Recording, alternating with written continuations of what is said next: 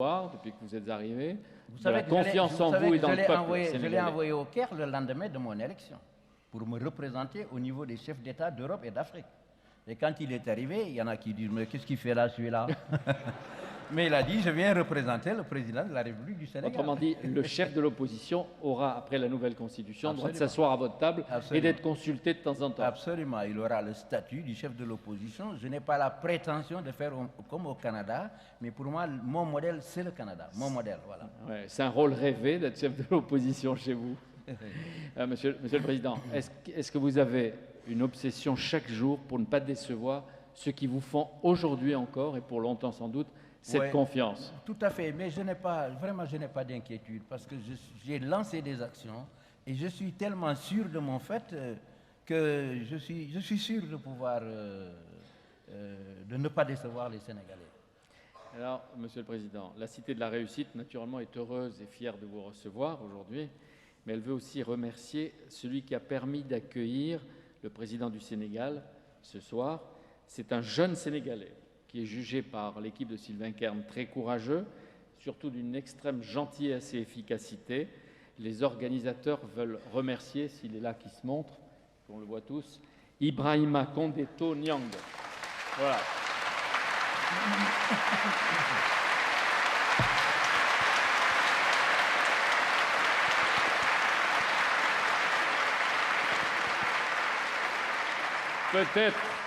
Peut-être j'étais un peu long dans cette introduction avec vous, mais j'avais le plaisir de vous entendre. Maintenant, le panel qui est là va poser, à travers ses représentants et à tour de rôle, les questions de la manière les plus directe au président du Sénégal. Bonsoir, Monsieur le Président. Bonsoir. Je suis Ibrahim Kondeto Niang, comme l'a si bien dit Monsieur El Kabash. Et je vais vous poser directement ma question. Il y a quelques années, vous aviez écrit un livre intitulé « Un destin pour l'Afrique », où vous démontiez les arguments consistant à dire que l'Afrique refusait le développement et où vous souteniez que notre continent avait son destin en main. Mais aujourd'hui, j'aimerais savoir si l'Afrique a-t-elle ou pourrait-elle avoir son avenir en main dans le contexte actuel qui est caractérisé par une interdépendance croissante des économies. En effet, le processus que l'on appelle de nos jours la mondialisation ne génère-t-il pas des incertitudes supplémentaires qui rendent l'avenir de notre continent moins prévisible? Je vous remercie. Oui, je vous remercie. Et je voudrais être donc extrêmement précis. Ce que j'ai écrit en 89, je le crois, l'Afrique peut avoir son destin en main. Mais pour cela, il faut qu'on dépasse les frontières étroites héritées de la colonisation, et je m'emploie à cela.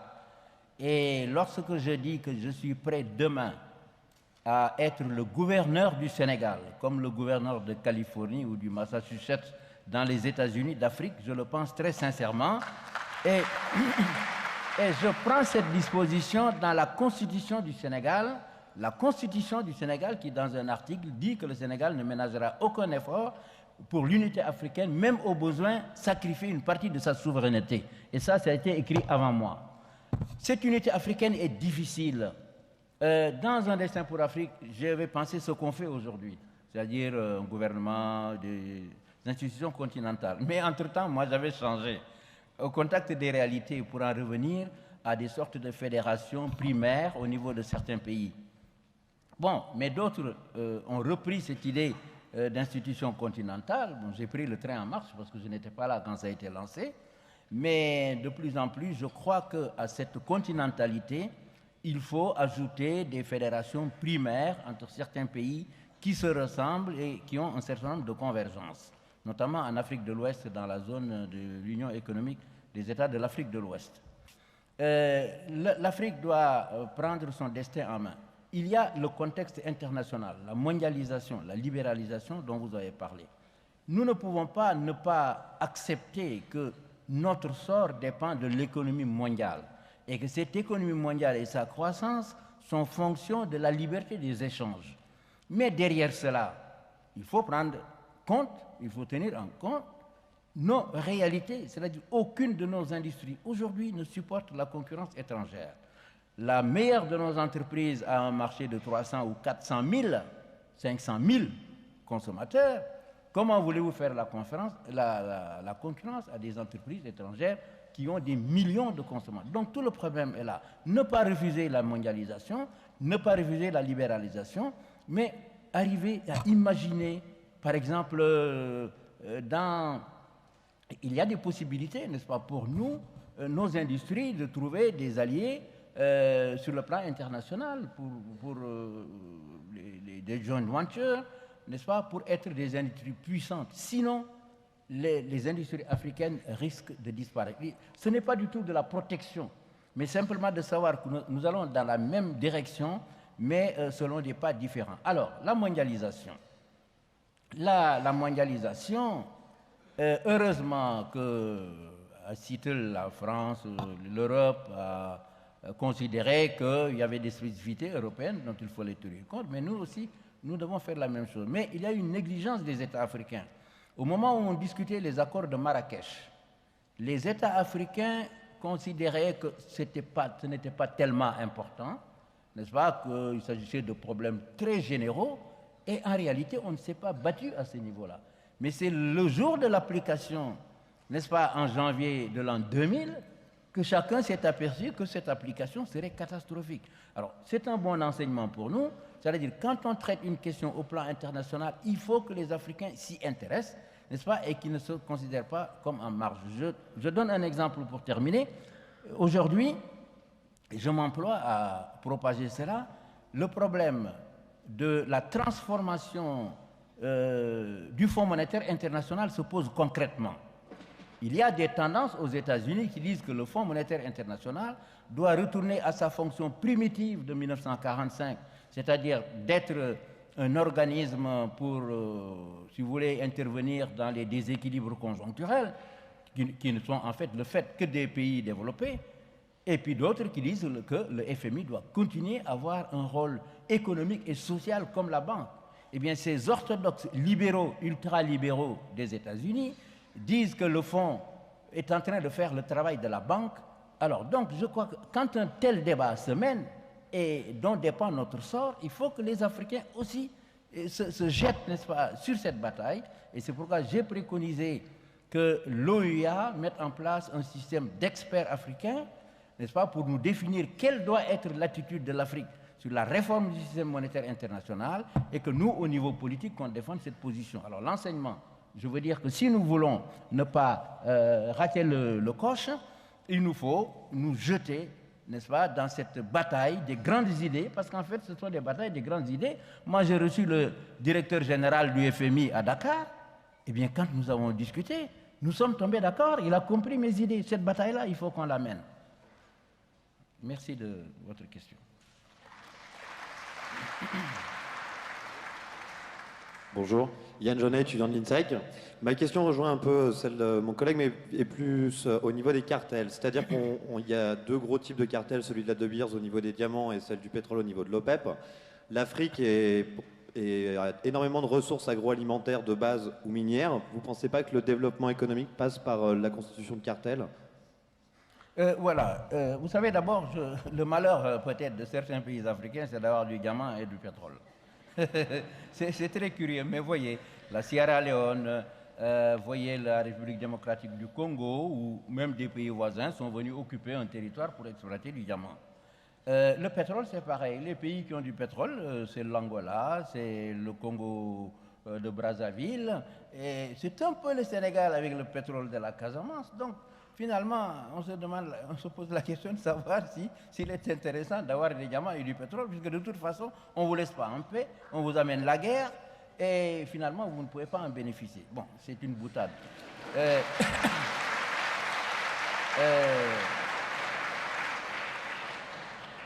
Vous savez ce qu'il faut en Afrique. Il faut que nous ayons des jeunes. Moi, je parle toujours des jeunes. Non pas des diplômés, on en a, il y en aura ici, mais qui aient de l'expérience pour pouvoir défendre nos intérêts. Je viens d'arrêter, par exemple, un processus dans lequel nous avions des Sénégalais qui avaient signé des accords tout à fait désastreux. Tout à fait désastreux. Heureusement que j'ai lu ça, je l'ai arrêté. Dans quel domaine? Dans le domaine du pétrole, figurez-vous. Dans le domaine du pétrole, je l'ai arrêté, mais ils ont fait ce qu'ils pouvaient faire. Alors, vous parlez des cartels. Vous savez, le propre d'un libéral, c'est d'être contre le monopole et d'être contre les cartels et tout ça. Parce que je dis, après tout, le pays le plus libéral du monde, les États-Unis, ce sont eux qui ont inventé les lois antitrust. Malheureusement, ces cartels opèrent en Afrique. Moi, vous savez, je crois aux règles du capitalisme. J'accepte que je vis dans un monde capitaliste. Mais ce qu'il faut, c'est que nous, Africains, qu'on ne dise pas « oh, le capitalisme » comme s'il était là-bas sur une autre planète, mais qu'on se dise que nous vivons dans ce monde capitaliste et nous devons nous battre en maîtrisant ces règles. Si on maîtrise ces règles, on peut se battre. Si on n'est pas, c'est pas un combat inégal? C'est un combat, non, pas du tout. Vous savez, pas du tout. Aujourd'hui, moi, je suis en train de lutter contre des monopoles et des cartels au Sénégal, et je vous assure que j'ai remporté quelques victoires, et je vais en remporter, parce que ce sont des gens qui comprennent certaines choses. Quand on discute avec eux... Le rapport de force. Rapport de force et aussi d'idées.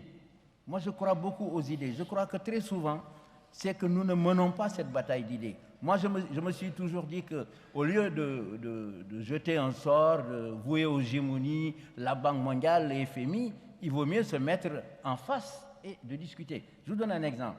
J'ai pris comme ministre des Finances, et ce n'est pas un hasard, un garçon qui était d'abord fonctionnaire des finances du Sénégal, donc il connaissait très bien, mais qui a fait 7 ans au FMI. Alors, je l'ai pris parce que ce monsieur-là, il connaît le FMI, il connaît les portes et fenêtres, les bureaux où on traite tout. Vous comprenez? On ne peut pas lui en compter. À telle enseigne que, bon, ça passe, ça marche très bien. Vous comprenez? Mais si vous prenez, disons, un docteur d'économie, excusez-moi, de la Sorbonne ou de Bordeaux ou d'ailleurs, qui débarque au FMI, bon, mais c'est mieux quand même qu'un capitaine. C'est mieux, oui, tout à fait.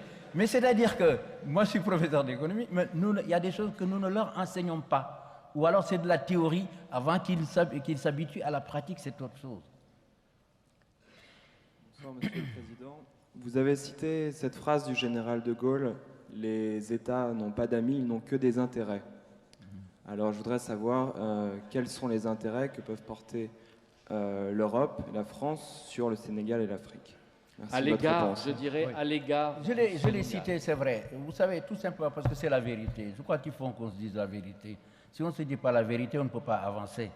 Bon, la France a des intérêts au Sénégal, mais des intérêts historiques, n'est-ce pas, qui viennent de très loin, avant vous, avant moi. Je ne crois pas, contrairement à ce qu'on dit, par exemple, que la France et les États-Unis sont concurrents en Afrique. Je n'ai jamais cru, c'est une légende. C'est absolument, excusez-moi, je ne crois pas. Pourquoi? Parce que les États-Unis, le Sénégal, qu'est-ce que ça représente par rapport aux États-Unis, les entreprises sénégalaises par rapport aux entreprises américaines? Par contre, la France, bon, pour tout ce qui nous lie à la France et qui tient à l'histoire, a un intérêt qui est certain, ou avait un intérêt lorsque l'Europe n'existait pas à l'époque. Nous étions un des éléments de la puissance. L'Empire français était un élément de la puissance française. Aujourd'hui, c'est moins évident. À telle enseigne qu'il y a des gens qui sont contre, qui font tout un tas de théories en disant qu'au fond, les colonies, les anciennes colonies sont plutôt des charges pour la France. Mais il y a les intérêts, surtout ce sont des intérêts des petites et moyennes entreprises, de certaines multinationales qui ont pignon sur rue et qui ont une influence sur la politique française. Croire aujourd'hui que la France est uniquement politique, n'est-ce pas, et qu'il n'y a pas d'interférence avec les intérêts économiques, mais écoutez, non, je ne veux pas vous tenir ce langage-là ici. Si j'étais en chaire dans un amphithéâtre, peut-être, mais là, je suis un homme politique. Donc, les intérêts économiques pèsent, n'est-ce pas? Le fait qu'il y a tel ou tel groupe qui a un intérêt au Sénégal ou un intérêt en Côte d'Ivoire. Ce sont des choses qui sont absolument précises. Mais c'est dans le domaine de l'ordinaire. Alors, nous, comment nous pouvons réagir contre cela? Mais je pense que la façon de réagir, c'est de défendre nos intérêts, n'est-ce pas? Et de ne pas nous dire simplement parce que monsieur un tel on suppose qu'il y a la France derrière, il y a les États-Unis, etc. À telle enseigne que chaque fois qu'on me dit la France pense ceci, la France pense cela, je dis quelle France? Parce que moi, il y en a beaucoup de France. Il y a la France de l'Élysée, il y a la France de Matignon, il y a la France du Quai d'Orsay, il y a la France de cela. Et alors, si vous permettez, comment vous y retrouvez entre toutes ces franges? Comment je m'y retrouve? D'abord, moi je privilégie les intérêts du Sénégal. De façon qu'un jour, quand il y a des discussions, tout le monde saura que je défends les intérêts de mon pays, comme M. Jacques Chirac défend les intérêts de la France ou Léonard Jospin, ou M. Clinton les intérêts des États-Unis. Moi, je ne suis pas un frileux. Je pose ce problème au départ et je m'entends bien avec Chirac, je m'entendrai avec Clinton, je m'entendrai avec tout le monde. Mais il y a des gens qui viennent, qui vous proposent des projets ou des choses en disant « Oui, Chirac est au courant, etc. » Avec moi, ça ne marche pas.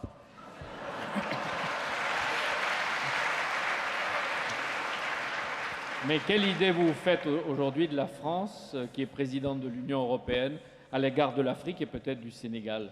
Et est-ce que ce qu'on raconte est vrai, Monsieur le Président, que les Américains, de plus en plus, d'une manière un peu subreptice, s'intéressent à l'Afrique? Oui, les Américains s'intéressent à l'Afrique, c'est certain. Mais l'opinion que je vous ai soumise tout à l'heure, j'ai entendu le ministre français de la coopération, M. Jospin, dire la même chose. C'est-à-dire que pour lui, peut-être qu'il a changé d'avis depuis, je ne sais rien. Mais en tout cas, l'ambassadeur de France doit le savoir. Peut-être, il m'a exprimé que pour lui, il pensait qu'il n'y avait pas d'opposition d'intérêt entre les États-Unis et la France dans un pays comme le Sénégal. Mais les États-Unis n'aspirent pas, je pense, franchement, à occuper la même place que la France. Au demeurant, la France, sa position est irremplaçable. Pour des raisons, pour des raisons subjectives. C'est comme aujourd'hui, si quelqu'un disait « je veux construire Notre-Dame de Paris à New York », techniquement, vous pouvez le faire, mais vous n'avez jamais la Notre-Dame de Paris comme celle qui existe ici en France. Donc, je pense qu'il y a ces dimensions historiques, psychologiques, linguistiques qui font qu'il n'y a aucune inquiétude à cela. Nous travaillons avec les Français sur des bases de respect mutuel, nous défendons nos intérêts. Monsieur l'ambassadeur de France qui est là en face de moi, c'est très bien. Des fois on est d'accord, des fois on n'est pas d'accord, mais au total, bon, ça va très bien. Et c'est ça la règle de la vie. Je vous en prie, mademoiselle. Bonsoir, Monsieur le Président. J'ai donc une question. Doit-on aider la femme africaine à s'émanciper avant de construire l'Afrique de demain? Tout à fait. Alors je suis heureux que vous me posiez cette question.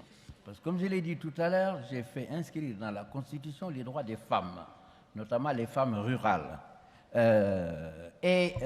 Vous savez, les femmes en Afrique ont eu un handicap qui résulte même du principe de la colonisation qui s'appuyait uniquement sur les garçons pour faire des auxiliaires de l'administration, pour faire des médecins, etc. Et des soldats. Et des soldats. Mon père a été soldat, il a fait la guerre 14, et certains grands-pères peut-être de jeunes qui sont là. Mais après, les femmes, on a pris conscience qu'il fallait éduquer les femmes, et les femmes ont un handicap très sérieux. Je puis vous assurer qu'en formant le gouvernement du Sénégal, j'ai cherché. Vous savez, les femmes vont contester parce que je ne les connais pas toutes. Étant dans l'opposition, je ne pouvais pas les connaître. Parce que, bon, ça, je pourrais un jour vous expliquer pourquoi. Ah oui. Non, mais c'est très simple, c'est que les femmes... Vous savez, moi, mon parti a été soutenu par les jeunes et par les femmes. Vous pouvez avoir les images, c'est vrai.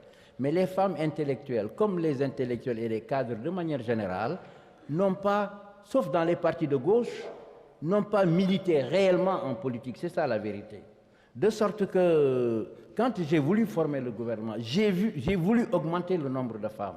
Mais, à tort, à raison, dans mon entourage, autour de moi, dans mon horizon, je ne voyais pas les femmes que je voudrais pu faire nommer comme ministre. Je dis à tort ou à raison. Alors, donc, il y a un retard certain chez les femmes. Mais aujourd'hui, les femmes constituent une puissance, même les femmes intellectuelles, qui vont lire la Constitution pour savoir si j'ai respecté telle ou telle revendication, et elles constituent une puissance politique. Alors, comment on peut s'en sortir? On peut s'en sortir, à mon avis, de la manière suivante. J'ai élaboré, j'ai proposé une règle, une sorte de théorème, selon laquelle, en investissant, en faisant une dépense d'investissement sur une femme, pour son éducation, pour lui apprendre n'importe quoi, la couture, les soins de santé, etc., que ces connaissances se transmettaient à la progéniture féminine, presque en grappe. Si cette femme a 8 enfants, 4 garçons, 4 filles, elle apprend ça aux garçons, et aux filles, et les filles les transmettent, n'est-ce pas, à leur progéniture.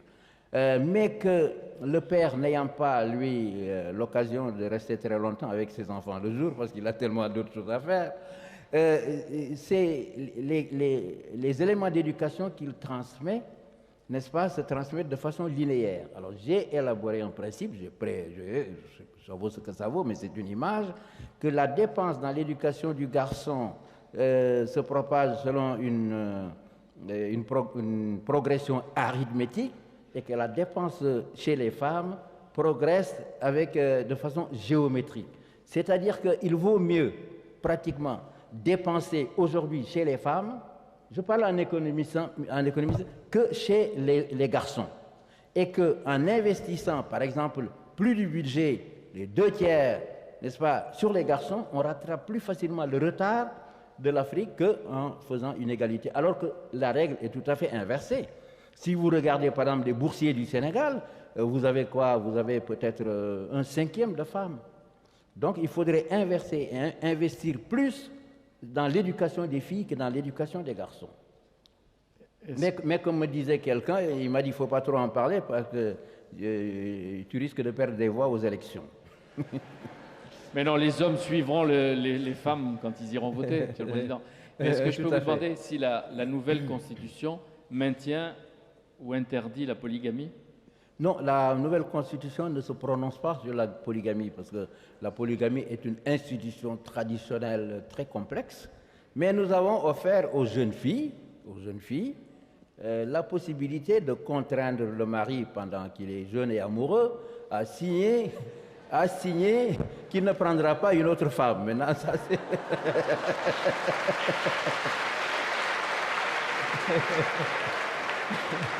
Oui. Ça mériterait un débat, ça, Monsieur le Président. C'est ce que nous appelons l'option monogamique. Oui. Mais il appartient aux jeunes filles de se battre pour ça. Oui. Mais il faudra que vous aidiez les jeunes filles dans cette bataille, parce que sinon elles seront un peu dépourvues face aux traditions. Allez, une autre question. Oui, Monsieur le Président, bonsoir. Je suis étudiant à l'Institut d'études politiques d'Aix-en-Provence.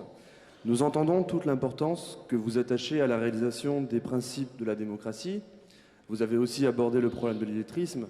Permettez-moi de vous demander si vous pensez que le peuple sénégalais, dans tout le peuple, a la conscience politique nécessaire et suffisante à son installation. Merci. À l'installation de la démocratie. Oui, écoutez, je puis vous assurer que le peuple sénégalais, peut-être parce que pendant longtemps, disons, la masse a fait des revendications avec moi, est absolument conscient de ses droits et de ses devoirs. Parce que cette conscience populaire aussi est très intéressante. Et je ne crois pas que moi-même, que je puisse avoir le droit de faire du n'importe quoi au Sénégal. Je ne le crois pas. Il y a ce qu'on appelle aujourd'hui, les observateurs considèrent qu'il y a une conscience citoyenne au Sénégal, qui est apparue avec mon élection le 19 mars. Ce qui n'existait pas avant. Avant, on applaudit, on va au meeting, etc. Mais maintenant, les Sénégalais considèrent qu'ils ont des droits, qu'ils ont des devoirs, ils écrivent, ils demandent des explications, pourquoi ci, pourquoi ça. Et je vous donne un exemple.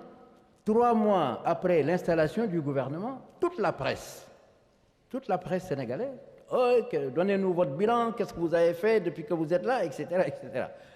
Alors que certains ministres n'avaient même pas encore leur mobilier.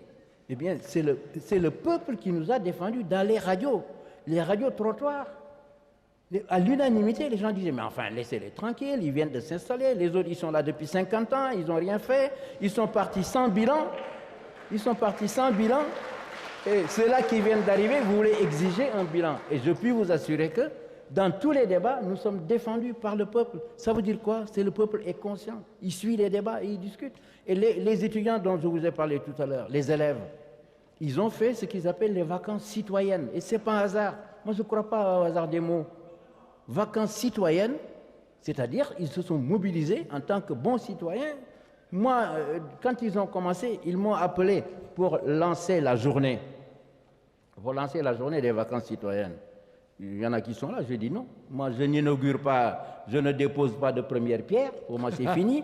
Mais dernière pierre, mais tout le cinéma des premières pierres et tout ça, je ne le fais pas. Et je ne plante pas le premier arbre. Si vous plantez 3 ou 4 hectares, je peux venir. J'ai refusé d'y aller. Bon, ils m'ont dit non, faites-nous confiance. J'ai dit oui, mais après. Eh bien, ils ont planté, comme je vous l'ai dit, 15 millions d'arbres parce qu'ils étaient conscients de travailler pour eux. Donc, il y a cette conscience qui existe au Sénégal. Et ce que je souhaite, c'est que cette conscience existe ailleurs. Mon élection, la façon par laquelle je suis arrivé au pouvoir, ne peut pas ne pas avoir d'effet dans le reste de l'Afrique.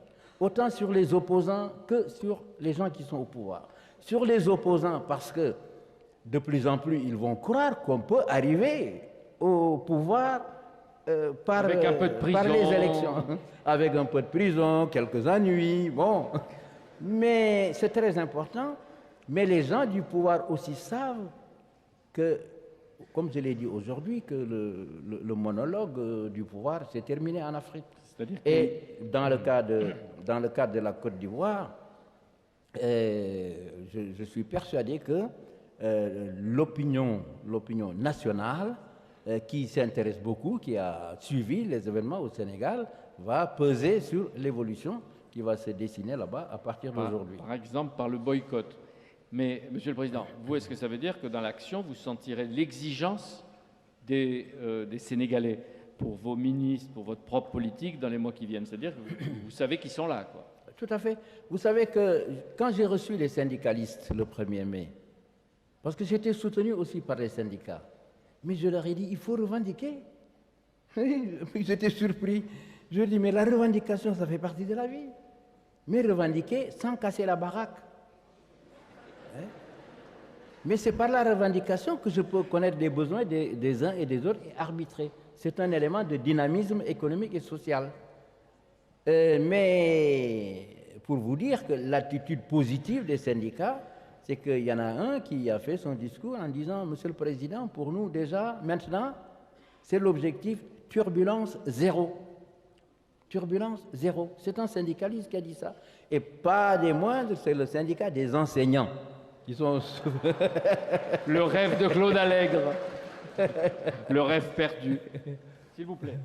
À vous, mademoiselle. Good evening, Mr. President. I'm Carla de Bruin from the University of Amsterdam. I would like to ask you the following question. What are the major ingredients for making a country stable, and how do you try to achieve this in Senegal? A country what? I didn't catch what you said about... You said a country... Bonsoir, Monsieur le Président. Je vais traduire alors. Alors, traduisez.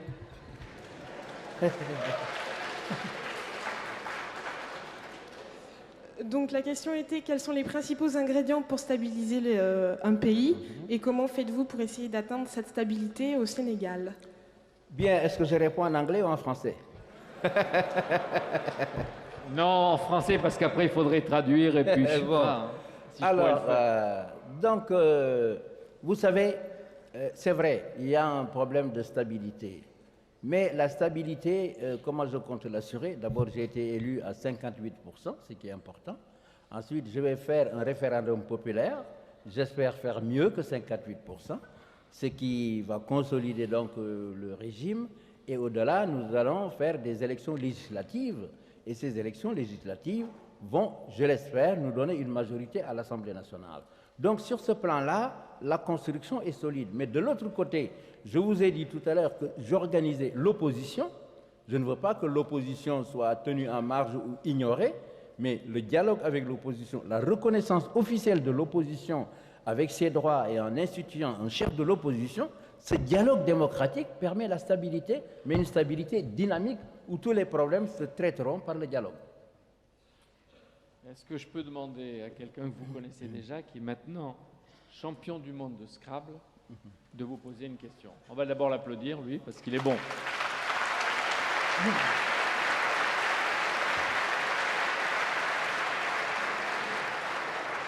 Vous êtes passé par plusieurs étapes, champion de France, champion d'Europe, champion du monde? Non. Comment ça? Oui? Champion de France, champion de Suisse et puis champion du monde. Bonsoir, Monsieur le Président. Bonsoir à tous. Je m'appelle Nango Samba.